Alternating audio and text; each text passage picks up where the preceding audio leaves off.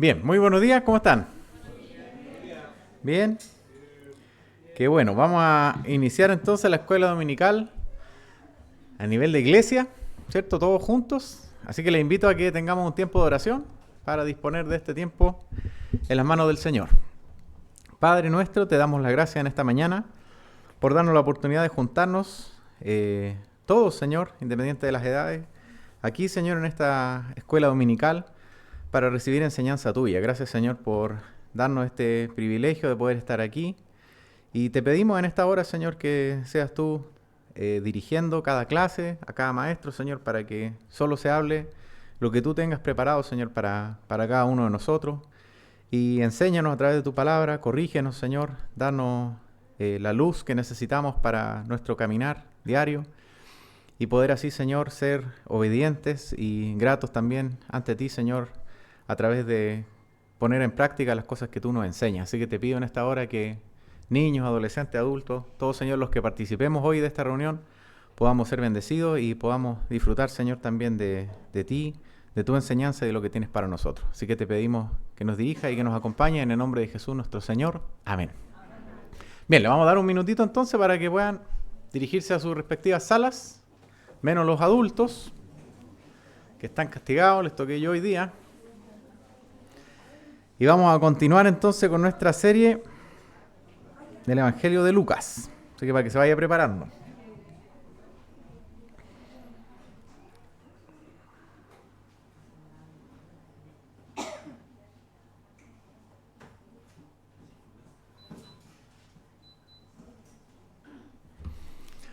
¿Ya? ¿Está ahí? Lucas. La semana pasada cerramos, ¿no es cierto?, ya el capítulo 11. ¿Se acuerda más o menos qué había pasado en el capítulo 11? Clase pasada. Estaba el Señor Jesús cenando con los fariseos y los intérpretes de la ley, ¿sí? Y en esa cena el Señor Jesús no cumplió con una tradición de lavarse las manos. Los fariseos criticaron esa actitud y por lo tanto el Señor Jesús comenzó a reprenderle, a hacer palabras que eran duras, pero que también eran un acto de misericordia, buscando en ellos el arrepentimiento. Y cuando eso termina, obviamente pasamos al capítulo 12, versículo 1, y vamos a darle lectura a los primeros 12 versículos. Quizás avancemos más, no lo sé, pero vamos a dividirlo en dos secciones. Quizás en una, va a depender del tiempo. Entonces dice el versículo 1, le vamos a dar lectura hasta el 12, en esto, juntándose por millares la multitud, tanto que unos a otros se atropellaban, comenzó a decir a sus discípulos, primeramente, guardaos de la levadura de los fariseos, que es la hipocresía, porque nada hay encubierto que no haya de descubrirse, ni oculto que no haya de saberse. Por tanto, todo lo que habéis dicho en tinieblas, a la luz se oirá, y lo que habéis hablado al oído en los aposentos, se proclamará en las azoteas. Mas os digo, amigos míos, no temáis a los que matan el cuerpo y después nada más pueden hacer. Pero os enseñaré a quién debéis temer. Temed a aquel que después de haber quitado la vida, tiene poder de echar en el infierno. Sí os digo, a este temed. ¿No se venden 5 pajarillos por 2 cuartos?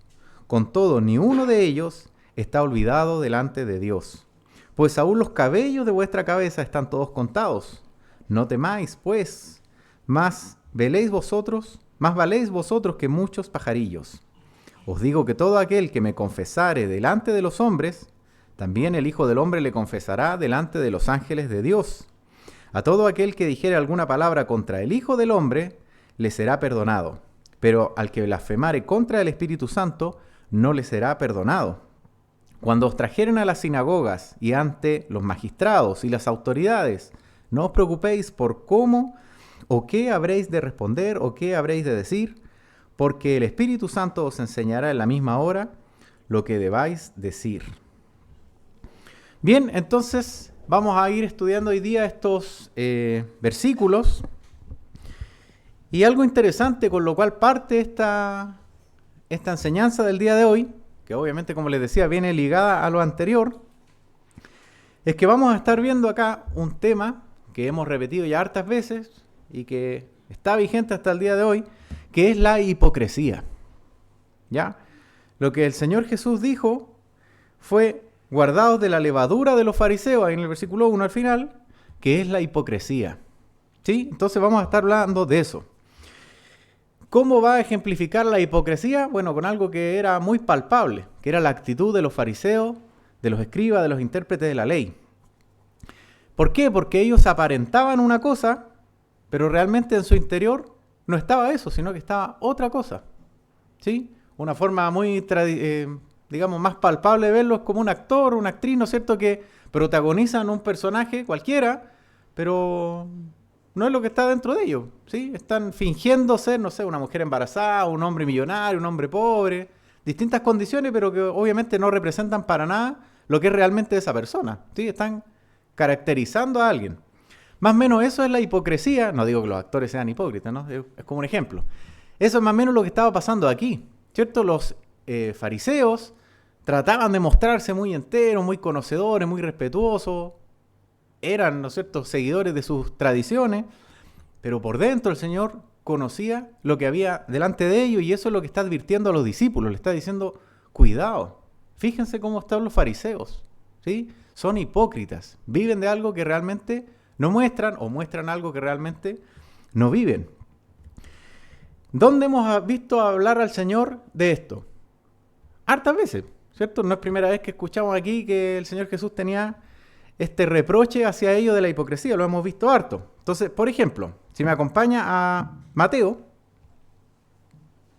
capítulo 6, vamos a ver algunos ejemplos de la hipocresía que era latente en ellos. Versículo 2 del capítulo 6 de Mateo dice, cuando pues des limosna, no hagas tocar trompeta delante de ti como hacen los hipócritas en las sinagogas y en las calles, para ser alabados por los hombres. De cierto os digo que ya tienen su recompensa. ¿Qué hacían ellos al momento de ir a presentar sus limosnas, sus ofrendas, sus donaciones? Que fuera muy visible, ¿cierto? Que tocaran las trompetas. Oh, ahí viene el que va a dar de todo corazón. Entonces, ¿qué está diciendo? Que esa era una actitud de hipocresía. Tratando de mostrar al resto algo y decía, mira, esa es su recompensa. ¿Sí? El hecho de que los demás te vean y te reconozcan, ahí está. Pero no es lo que el Señor realmente busca, lo que Dios está buscando del corazón de las personas, ¿sí? No es la apariencia. Ahí mismo dice después, ok, y cuando ores, no seas como los hipócritas nuevamente, porque ellos aman el orar en pie en las sinagogas y en las esquinas de las calles para ser vistos de los hombres. De cierto os digo que ya tienen su recompensa. O sea, así como al momento de donar, de dar, de ofrendar, lo hacían con trompetas para ser vistos, lo mismo está diciendo acá respecto de la oración. ¿Cómo eran los hipócritas? A ellos les gustaba estar de pie en las sinagogas, ¿cierto? En las esquinas de las calles. ¿Con qué objetivo? ¿Para que el Señor los escuchara? ¿Dice eso? ¿Por qué estaban ahí entonces?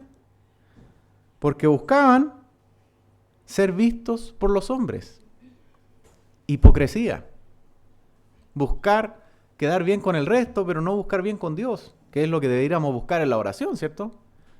Ir con un corazón contrito, humillado por todo lo que hemos hecho mal y decir, Señor, perdóname, entre Dios y tú. Pero aquí era la apariencia al resto. Si seguimos más abajo, versículo 16, ahora va a hablar del ayuno. ¿Y qué dice? Cuando ayunéis, no seáis austeros como los hipócritas, porque ellos demudan sus rostros para mostrar a los hombres que ayunan. De cierto os digo que ya tienen su recompensa. ¿Qué buscaban ahora entonces? ¿Guardarse ese tiempo, reservar ese tiempo para su comunión con Dios? No. ¿Por qué eran hipócritas entonces? Porque lo hacían para que los demás los vieran. Andar con una cara, con ojera, demacrado, pobrecito no ha comido, pobrecito esta persona. ¿Sí? Para que los demás lo vieran, para que los demás hicieran reconocimiento al dar limosna, al orar, al ayunar. ¿Ok? No buscaban eso, estar en una correcta relación con Dios, sino que buscaban el reconocimiento de las personas. Y eso entonces los volvía hipócritas. ¿Sí?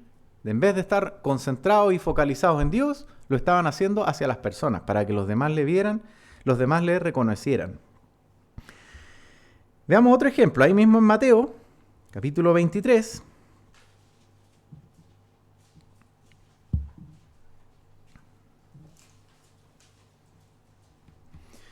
Capítulo 5, dice la primera parte: antes hacen todas sus obras para ser vistos por los hombres. ¿Sí? Esto resumiría todo lo que estamos hablando. Que hay personas hipócritas que hacen las cosas para el reconocimiento de los demás, cualquiera. Así como vimos en el ejemplo del ayuno, de la oración, de la ofrenda, aquí como que lo generaliza, ¿cierto? Después, ¿qué decía el versículo 6? Y aman los primeros asientos en las cenas y las primeras sillas en las sinagogas. ¿Por qué? Porque tenían hambre de escuchar, de ser el... No, para ser vistos como, es que este es espiritual, es que este es especial, este es autoridad en lo religioso. Versículo 7. Y las salutaciones en las plazas y que los hombres los llamen Rabí, Rabí. Esto resume y concluye todo lo que hemos estado diciendo antes, ¿cierto? Buscaban entonces las apariencias, buscaban el reconocimiento de las personas. Y eso se llama hipocresía. ¿Y qué está diciendo el Señor Jesús de eso? Guárdense, cuídense, no participen de, sean distintos a ellos. ¿A quién se lo está diciendo? A sus discípulos, a los que estaban con Él, los que tenían una relación cercana con Él. A ellos les está advirtiendo, ustedes no sean así, cuidado con eso. ¿Qué es lo interesante aquí? Que obviamente tenemos el ejemplo de los fariseos, ¿no es cierto? De los intérpretes de la ley, de los escribas que participaban de estas cosas. Como ya dije antes, el Señor Jesús venía de una cena con ellos, donde habían tocado ciertos temas, donde quedaban al descubierto estas mismas cosas, su hipocresía. Que hacían cosas que parecían buenas, sepulcro blanqueado, ¿cierto? Que se veían bien por fuera, pero que por dentro estaban muertos, podridos. Pero esto no pasó solamente ahí. No es un problema de los fariseos y de los escribas solamente, que sí lo era. Pasa hasta el día de hoy. Y para eso vamos a ver algunos ejemplos que están escritos en la Biblia, que no solamente pasaron ahí, no solamente con ellos, sino que han pasado a lo largo del tiempo. Por ejemplo, Pablo tuvo que lidiar con la hipocresía. Mira, acompáñenme por favor a Gálatas, capítulo 2.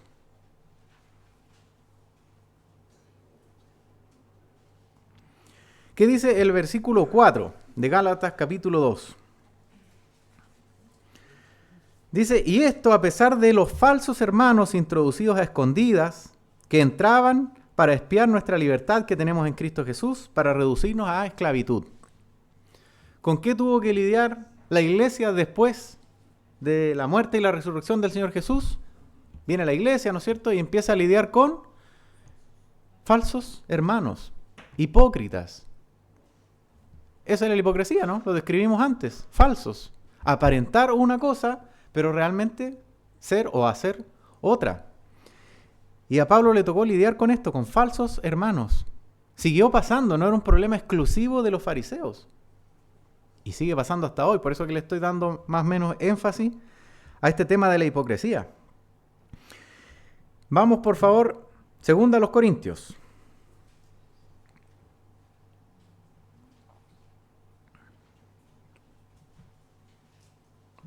Capítulo 11.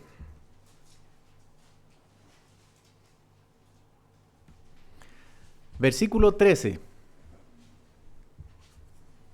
Eduardo, si lo puedes leer, por favor.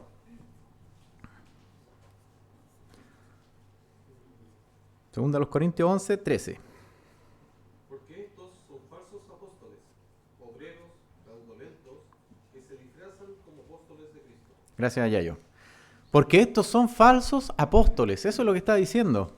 Habían falsos hermanos, ya, ok, uno puede entenderlo, pero falsos apóstoles, o sea, personas que tenían un mensaje, que tenían una cierta reputación. O sea, yo creo que no era tan fácil hacerse llamar apóstol porque sí, ¿cierto? A lo mejor en la iglesia puede ser porque uno va y es como más sencillo quizás. Pero para apóstol no, había que tener algo más. Y este algo más era falsedad absoluta, hipocresía absoluta.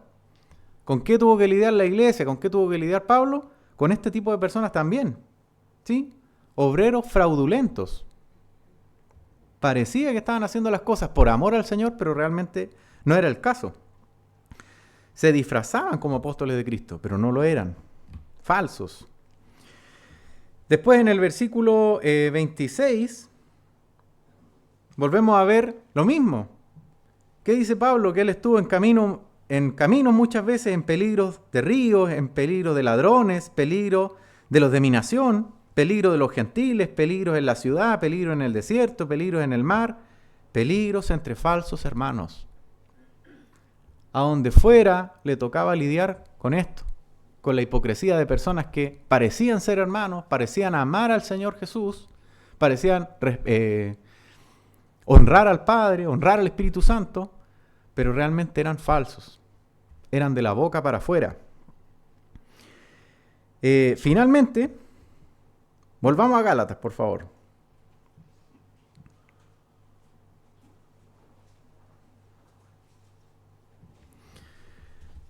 ¿Se acuerda a quién le dejó este mensaje el Señor Jesús? ¿Lo dijimos recién?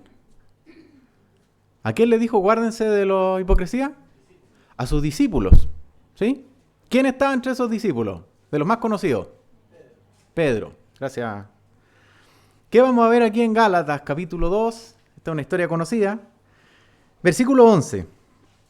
Dice Pablo, pero cuando Pedro vino a Antioquía, le resistí cara a cara porque era de condenar.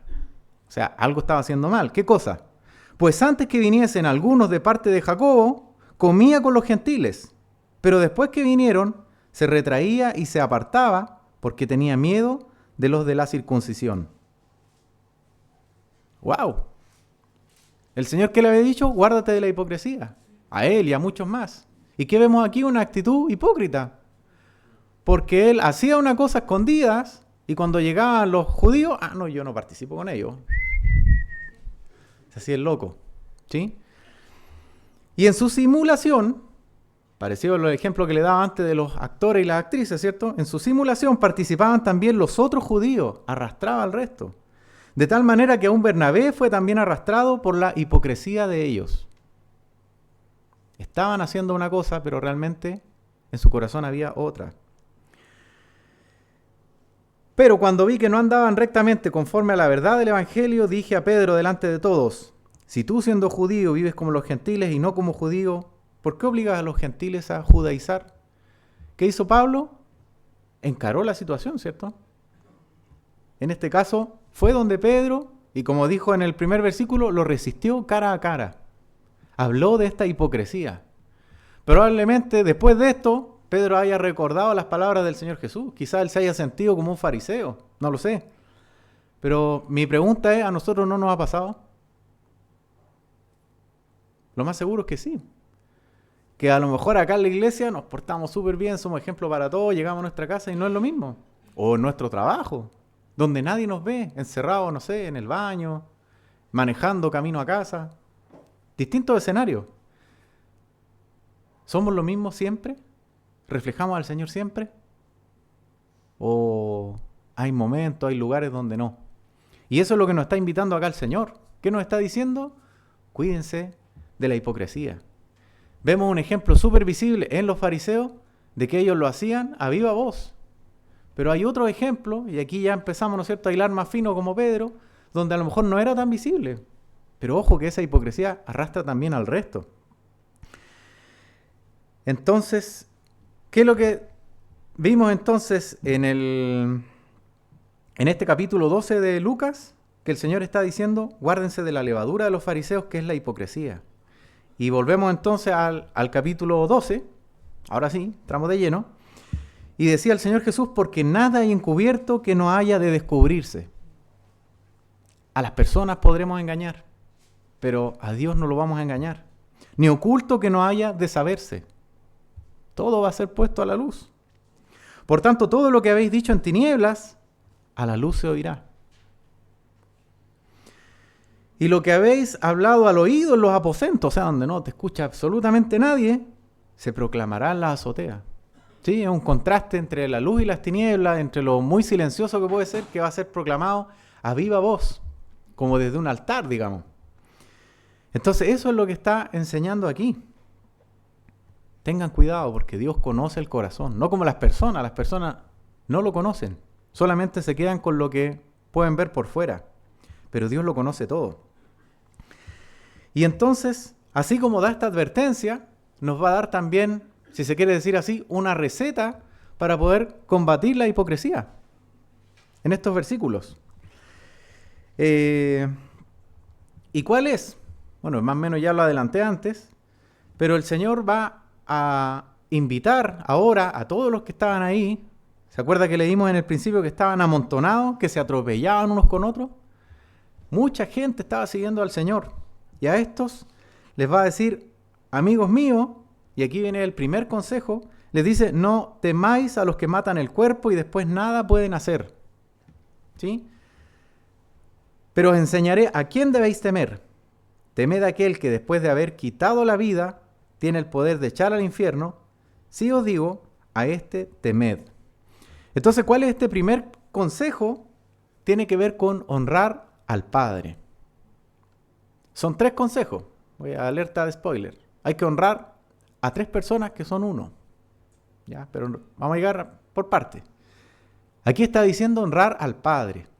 Temed al Padre. Porque el hombre, ¿hasta dónde va a llegar? Hasta darle fin al cuerpo. Podrá mutilar el cuerpo, va a llegar a la muerte, hasta ahí llega. Pero dice que hay uno que tiene poder de ahí en adelante. ¿Sí? Más allá de lo que pasa con el cuerpo. Tiene poder de echar en el infierno, por lo tanto, a este temed. Es lo que está diciendo el Señor Jesús. ¿Por qué entonces debemos honrar al Padre? ¿Qué es lo que el Señor está enseñando? Bueno, yo puse 3 puntos aquí, que son como los más importantes, que están descritos acá en este texto. Y lo primero, que fue lo que leímos, Él descubrirá lo que está oculto. Él todo lo sabe y va a hacer un juicio a cada uno según sus obras. No es una enseñanza nueva, es algo que está escrito en la Biblia desde hace mucho tiempo. El Señor va a dar juicio a cada uno por sus obras. Y obviamente, así como la hipocresía habla de lo que está oculto, el Señor va a poner todo a la luz. ¿Ok? Por lo tanto, como para Él nada es oculto, debemos honrarlo como tal. No solamente cuando los otros nos están viendo, sino en todo momento. El otro motivo es que Dios va a hacer justicia. Nos espera un justo juicio de Dios. No es un juicio cualquiera, sino que es lo justo, es lo que corresponde. ¿Qué va a pasar con los hipócritas? Según lo que leímos aquí. Van a ser echados al infierno. ¿Dónde está su recompensa? Ya la tuvieron. Al haber sido reconocidos o vistos por los hombres, que es lo que ellos buscaban. Pero después de eso viene el juicio de Dios, del cual nadie va a escapar. Y los hipócritas van a ser echados al infierno, ¿cierto? A un castigo eterno. Por lo tanto, aquí entre paréntesis podemos hablar de la existencia del infierno, ¿sí? Que a veces la gente piensa de que no, que puede ser algo retórico, porque a lo mejor lo que se refiere. O sea, si fuese así, no estaría este versículo diciendo, temed a aquel que puede echar al infierno, más allá de lo que pueden hacer los hombres, que es llegar hasta el cuerpo, ¿sí? Hay muchas alusiones y muchas cosas directas que hablan de esto, pero aquí en lo concreto estamos viendo esto, que hay un infierno que está esperando a aquellos que viven de la hipocresía, que aparentan una cosa pero viven otra. Por el contrario, ¿no es cierto? Tenemos que el justo juicio de Dios para sus hijos va a ser para recompensas. Entonces debemos esperar en eso, confiar en eso, vivir de esa manera, sabiendo que hay un Dios que va a hacer justicia. Y finalmente, el tercer punto por el cual debemos honrar al Padre, hemos hablado de que Él todo lo sabe, hemos hablado del juicio de Dios, y ahora vamos a hablar de que nada se escapa de su conocimiento. ¿Sí? El saber que hay un Dios que todo lo sabe, para sus hijos debería ser motivo de alegría y gozo. Tenemos un Dios que todo lo sabe, que nada escapa de su conocimiento. Pero para los hipócritas y para los que no creen en Él, expresión de terror. ¡Wow! Yo que pensaba que la estaba haciendo calladito, piolita, resulta que todo eso va a salir a la luz. Y para juicio más encima. Entonces, ¿qué está enseñando el Señor Jesús? Que debemos honrar al Padre. Y eso es lo que está diciendo aquí. Temed a Él, no a las personas. Después dice en el versículo 6, ¿no se venden 5 pajarillos por 2 cuartos? Con todo, ni uno de ellos está olvidado delante de Dios. Esto afirma el punto anterior, que nada escapa de su conocimiento. Este ejemplo de los pajarillos no sé si queda tan claro, pero lo que está tratando de decir es que en ese tiempo comprar 5 pajarillos era algo relativamente común. Era prácticamente comida, no sé si decir de pobres, pero muy asequible. ¿Ok? Entonces está diciendo algo tan simple que puede parecer el precio de los pajarillos, hasta eso está en el control de Dios. Y dice en el 7, ¿no es cierto? Pues aún los cabellos de vuestra cabeza están todos contados. No temáis pues, más valéis vosotros que muchos pajarillos. Dios tiene el control de todo. Algunos se lo hacemos fácil con los cabellos de la cabeza, sí. Pero hasta de las cosas más difíciles Él tiene el control. ¿Sí? Y eso es lo que está diciendo acá. Tenemos suficientes motivos para honrar al Padre. Después dice en el versículo 8, y pasa al segundo honrar, este que les había dado una alerta spoiler recién, honrar al Padre. Fíjense lo que dice ahora. Os digo que todo aquel que me confesare delante de los hombres, también el Hijo del Hombre le confesará delante de los ángeles de Dios. Mas el que me negare delante de los hombres será negado delante de los ángeles de Dios. ¿A quién debemos honrar ahora? Al Hijo, al Cristo, a Jesús, la persona de Jesús que está hablando con sus discípulos, le está diciendo que deben honrarle también a Él. ¿Y cómo lo dijo? Lo dijo a través de la palabra confesar. Todo aquel que me confesare delante de los hombres. Entonces, confesar no es simplemente decir por decir, sino que tiene que ver con, entre otras cosas, con estar de acuerdo, con hablar de algo con lo que tú vives, con no ser hipócrita, sino ser recto. Y de eso se trata. No que hablemos con los demás porque sí, sino que hablemos de algo que es parte de nuestra vida. Es estar de acuerdo entonces con quién era, quién fue y quién es la persona de Jesús en sus obras, en las cosas que Él enseñó y que sigue enseñando. ¿En qué consiste entonces este honrar al Hijo? ¿En qué consiste entonces esta confesión? Bueno, yo lo escribí aquí como la esencia de esta confesión es el sometimiento de nuestra vida a su control total. Esa es la mejor manera y tal vez la única de honrar al Hijo. Sometimiento total como un esclavo con su amo, bajo esa misma figura. ¿Recuerda que alguna vez aquí hemos cantado esclavo por amor? ¿Sí? Nosotros nos volvemos su esclavo por amor a Él. Y por ese motivo es que esta es la mejor y, como ya decía, quizás la única manera de poder honrarlo. La obediencia, el sometimiento. ¿De acuerdo? No solamente hablar por hablar, sino que ese hablar venga acompañado de una vida de obediencia. Realmente honrando al Padre y honrando al Hijo en este caso. ¿Y qué nos queda? Adivinen. Honrar al Espíritu Santo. Y eso es lo que va a hablar aquí. Dice, bueno, entre paréntesis, hablaba, ¿no es cierto?, ahí en el versículo 9, será negado delante de los ángeles de Dios. No sé si ese pasaje le produzca duda, pero en el fondo lo que está diciendo es como, imagínense el tribunal. Van a haber testigos entre los cuales van a estar los ángeles, y a eso se refiere. ¿Ok? Que va a ser reconocido ahí, cuando llegue ese momento del juicio. Delante de, entre otras cosas, entre los ángeles que van a estar presentes. Dice entonces el versículo 10, a todo aquel que dijere alguna palabra contra el Hijo del Hombre le será perdonado, pero al que blasfemare contra el Espíritu Santo no le será perdonado. ¿Qué debemos hacer entonces? Honrar también al Espíritu Santo. Entonces, bueno, no se trata de honrar a cada uno por sí solo, sino que se trata de honrar a este Dios trino que nosotros hemos tenido la oportunidad de conocer. Dios Padre, Dios Hijo y Dios Espíritu Santo, porque estos tres forman uno que va obrando en nuestra vida. ¿A quién debemos temer? Al Padre, ¿A quién debemos confesar? Al Hijo. Y entonces ahora la pregunta sería, bueno, ¿a quién debemos escuchar? Al Espíritu Santo.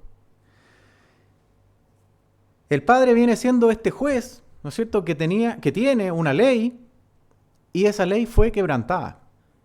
Se introdujo el pecado y por lo tanto se rompió la comunión con Dios, se adulteró la ley. ¿El Hijo qué hace? Bueno, es el Salvador, ¿sí? Él fue quien vino para pagar el precio del quebrantamiento de la ley y por lo tanto aplacó la ira de Dios, que era lo justo. Él pagó ese precio, el Hijo. El Espíritu Santo entonces es quien nos da la revelación para poder entender estas cosas, en qué consiste la ley, en qué consiste la santidad de Dios y en qué consiste entonces lo que Cristo hizo. Su sacrificio, el precio que pagó, el costo de venir a la tierra a morir por nuestros pecados. Por lo tanto, el Espíritu Santo es quien nos convence de pecado. El Espíritu Santo es quien nos da vida. Una forma de verlo, si es que quizás no ha quedado tan claro, es que hemos visto aquí que el Espíritu Santo es el que nos ayuda a entender, como ya dije, quién es Dios Padre, quién es el Hijo, ¿cierto? Sus obras. Y si nosotros no lo creemos, si nosotros no lo honramos, de alguna manera lo que estamos diciendo, directa o indirectamente, es que es mentiroso, que está equivocado. Porque el testimonio que Él nos está dando, nosotros no lo estamos tomando en cuenta. Nos estamos dejando guiar por otra cosa. Entonces lo estamos declarando como un mentiroso. Y evidentemente cualquiera que llega a esto, a confesar esto, a decir esto, directamente o indirectamente, ¿cierto? Porque simplemente el hecho de ignorar el mensaje también es una forma de llamarlo mentiroso. Entonces esa persona no va a poder participar de la salvación, no va a poder participar del perdón. Y de alguna manera esto es, por eso decía, es como una forma de verlo, lo que está tratando el Señor, decir el Señor Jesús aquí. Al Hijo, claro, dice Él, al Hijo pueden negarle, porque hasta ese momento ellos no estaban entendiendo del todo lo que estaba pasando. Quizá hubieron muchos que participaron ahí, que vieron al Señor Jesús, que a lo mejor hasta fueron sanados, y que estaban ahí ese día cuando el Señor Jesús estaba hablando estas palabras, pero aún no habían hecho el clic en su cabeza porque el Espíritu Santo no había obrado. Probablemente después se convirtieron, probablemente después lo entendieron. Por lo tanto, hasta ese momento donde ellos dudaban de la persona de Jesús, Él dice, mira, está bien. Pero cuando el Espíritu Santo obra en las personas, eso ya no tiene vuelta atrás. ¿Sí? Después, acuérdense, hay otro versículo que dice que es imposible que los que gustaron, los que disfrutaron de lo que era el Espíritu Santo, puedan después volver atrás. Entonces, esa es la obra que hace el Espíritu Santo. Y esa es la enseñanza que el Señor Jesús está dejando aquí. Como ya dije, que hay un Dios trino, un Padre, un Hijo, un Espíritu Santo, que cumplen un rol, y nuestra obediencia, nuestro sentir debe ser el honrarle, el ser obediente. ¿De acuerdo? Tanto al Padre, tanto al Hijo, como a la obra del Espíritu Santo en nosotros. No bajo el ejemplo que vimos primero de la hipocresía, de mostrar algo que realmente no somos, sino que en todo momento poder vivir de esto, sometidos, como ya dije, a la voluntad de Dios. ¿Y qué termina diciendo en esta parte? Dice, cuando les trajeren a las sinagogas y ante los magistrados y las autoridades, no os preocupéis por cómo o qué habréis de responder o qué habréis de decir, porque el Espíritu Santo os enseñará en la misma hora lo que debéis decir. ¿Sabes que esta es una promesa del Señor que no se cumple para cualquiera? ¿Para quiénes se va a cumplir? Bueno, para lo que estamos hablando, para aquellos que honran al Padre, que honran al Hijo, que honran al Espíritu Santo, que lo escuchan, que someten su voluntad, que someten su conocimiento a lo que Dios quiere hacer. Entonces, aquellas personas que están o que estamos, espero, en esa sintonía de honrar a Dios completamente, vienen entonces estas palabras del Señor Jesús. Ustedes tranquilos, no se preocupen. El Señor va a orar en su tiempo, cuando Él quiera. Y lo vemos también, no sé, con las pruebas, con las aflicciones, ¿Qué es lo que nos dice la Biblia? ¿Que las pruebas no van a venir? No, ¿cierto? Nos dice que van a estar ahí. Pero que vamos a contar también con la mano del Señor para poder sostenernos y para poder moldearnos también durante esas pruebas. Y es lo que vemos aquí. Que incluso, porque esto que está diciendo aquí, que cuando les trajeron a la sinagoga, no es un acto gentil, sino que es un acto hostil. Lo iban a llevar para allá, no para escucharle, no para que venga a hacer una presentación, te prestamos el data para que proyecte. No era la idea. La idea era para condenarle. Una prueba dura, difícil. Y él está diciendo, tranquilo, está todo en las manos de Dios, y lo vimos con los pajarillos, lo vimos con los cabellos, lo vemos aquí con que el Espíritu Santo va a obrar cuando sea el momento. Dicho todo esto, ya que nos quedan unos minutitos, nos quedan, ¿cierto, Katy? Ya. Vamos a pasar a la siguiente parte, que es... Estamos aquí en sintonía, ¿cierto? Esto es lo que el Señor Jesús está enseñando a la multitud, lo que les está diciendo, cómo honrar a Dios completamente. Y dice el versículo 13, le dijo uno de la multitud, esperemos que sea algo relacionado con el tema, ¿qué le dijo? Maestro, di a mi hermano que parta conmigo la herencia.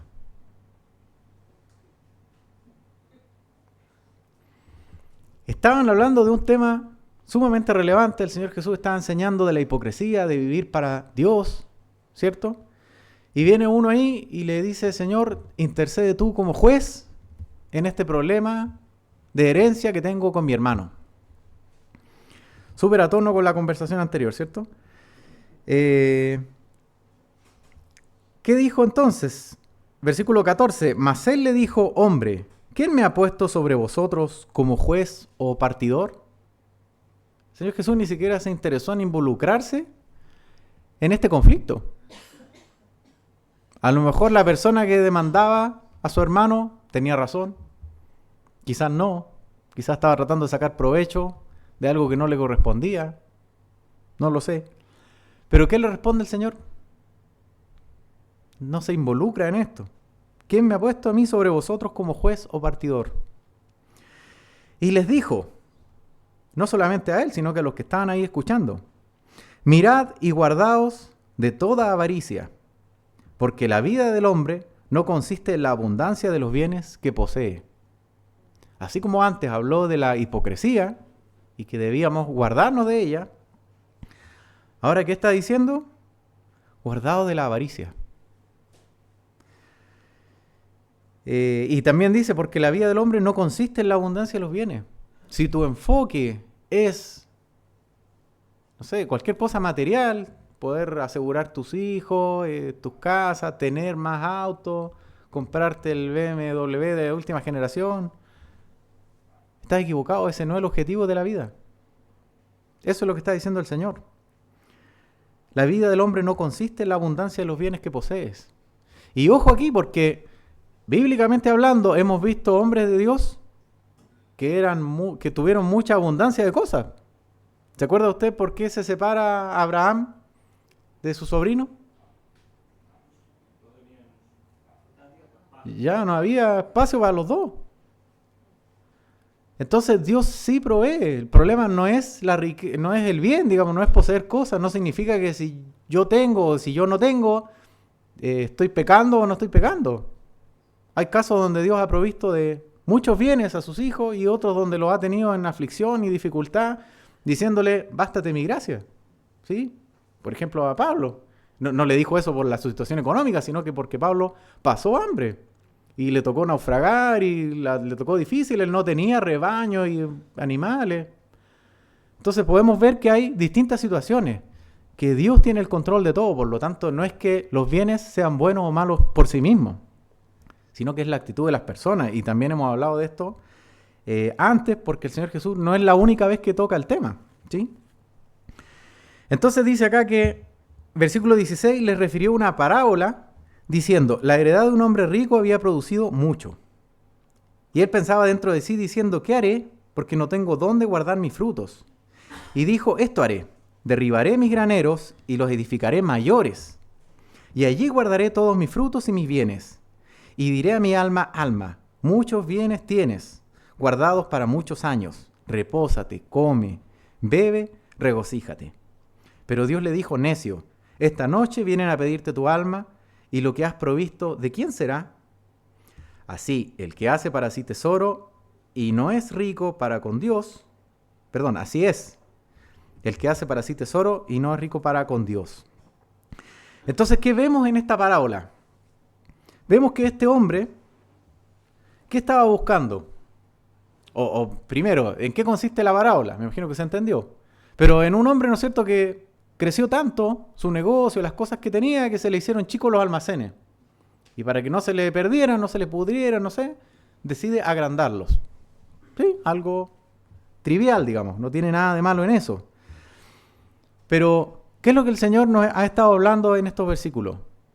Está hablando de la avaricia, ¿cierto? Está hablando de... leímos en el 15 que la vida del hombre no consistía en la abundancia de los bienes.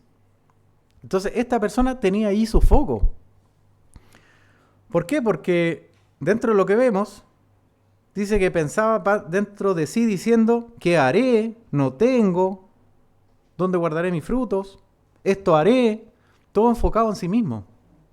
¿Sí? En ningún momento hubo una intención de decir, mira, tengo tanto que voy a regalar esto a los pobres, no tengo qué hacer, así que lo voy a donar a mis trabajadores, no sé, podría haber hecho cualquier cosa.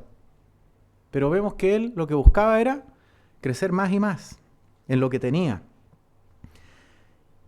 ¿Y qué nos enseña esto? Nuevamente que Dios tiene el control de todas las cosas, a través de esta parábola, ¿no es cierto?, donde Dios le dice, ¿qué va a pasar con todo lo que juntaste? Hoy día, como diría el Yayo, estás pedido, te vienen a buscar. Y todo lo que juntaste ahí va a quedar. Hiciste muchos tesoros en la tierra, pero ¿y tus tesoros en el cielo? ¿Dónde están? Entonces, ¿qué nos enseña esta parábola? Todavía no llega el resto, así que... ¿Se acuerda de Zaqueo? Cuando Zaqueo conoció al Señor, hay un versículo ahí, mire, déjeme buscárselo, en el 19:8 dice que entonces Zaqueo, puesto en pie, dijo al Señor, he aquí, Señor, la mitad de mis bienes doy a los pobres, y si en algo he defraudado a alguno, se lo devuelvo cuadruplicado. ¿Qué vemos en Zaqueo? Vemos que esta obra, que hablábamos recién del Espíritu Santo de dar vida, ¿no es cierto?, de transformar a las personas, está produciendo fruto. Él dijo, mira, si defraudé a alguien, si a alguien le debo algo, si lo hice mal con él, se lo voy a cuadruplicar. Vemos la obra de Dios actuando en él. Por contraste, y hemos hablado de este ejemplo hartas veces, el joven rico. El joven rico quería seguir al Señor, dijo, oye, he hecho todo lo que he escuchado, he hecho todo lo que he visto, ¿qué tengo que hacer ahora? Vende tus bienes. Ah, no, dijo él, no, eso sí que no. Y se fue triste. ¿Qué vemos entonces? ¿Cuál es el contraste? Bueno, vemos que en un caso, el Espíritu Santo obra en las personas, ¿para qué? Para transformar sus corazones. En el otro lado vemos que alguien donde el Espíritu Santo está intentando hacer una obra, ¿qué ocurre? Se le da vuelta a la espalda, ¿cierto? Y por lo tanto no se escucha a este consejo de Dios. ¿Qué nos enseña entonces esta parábola? De la avaricia. Insisto, no es que los bienes sean malos, no es que el que tiene un BMW esté pecando, no es que el que ande a pie esté agradando a Dios. Hay situaciones y contextos en los que Dios da como Él quiere. Lo que nos está hablando esto es de la actitud del corazón. En este caso, como ya dijimos, una persona que buscaba bienes para sí, no buscando hacer tesoros en el cielo. ¿Qué nos queda para nosotros entonces de todo lo que hemos hablado hoy día? Bueno, por un lado, la advertencia del Señor Jesús sobre la hipocresía, de no vivir como ellos, y vimos un ejemplo súper concreto de alguien que lo escuchó, que lo vio, que participó, como Pedro, y que al tiempo después, sin darse cuenta, estaba actuando hipócritamente. ¿Y qué vemos aquí en lo de la parábola del joven rico? De esta persona que pidió interceder.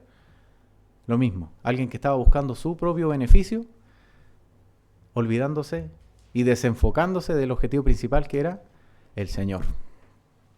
Así que eso, no sé si tengan alguna pregunta. Pastor, un comentario. Diga.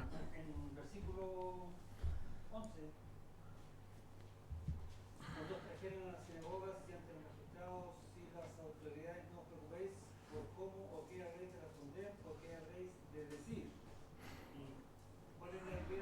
respuesta detrás del versículo, ¿qué deberíamos decir? Confesar al Señor, que viene delante. ¿Sí? Porque el Espíritu Santo os enseñará en la misma hora lo que debáis decir. Y uno se pregunta, ¿qué me va a decir el Espíritu Santo? Y digo esto porque hay muchas denominaciones cristianas que piensan que el Espíritu Santo te va a decir algo nuevo. Y no, eso siempre está basado ya en la palabra existente de Dios. Siempre va a decir un versículo, por ejemplo. Esa es como la idea. Perfecto. Ahí para que quede en la... Está grabando todavía Katy, ¿cierto? Para que quede en la grabación, lo que dice el pastor es que no se trata del versículo 11 respecto de cuando uno va a comparecer frente a los demás, ¿cierto? Y no deben preocuparse porque el Espíritu Santo va a interceder. No es que vaya a haber una revelación nueva o algo diferente que Dios vaya a usarte para declarar a los demás, sino que tiene que ver con lo mismo que hemos estado hablando, que el Señor va a poner palabra para hablar de lo que ya sabemos, la confesión de que Cristo es el Hijo de Dios y que su muerte, entre otras tantas cosas, es nuestro camino para llegar al Padre, ¿vale? Así que no es algo nuevo, sino que es de lo mismo que ya está escrito, lo mismo que ya sabemos. Bien, vamos a terminar. ¿Cómo le fue a los demás en sus clases? Bien. ¿Todos bien? Qué bueno. Ya, vamos a orar para terminar entonces. Le voy a pedir a mi hermano Juan Carlos, ¿se puede orar para terminar, por favor?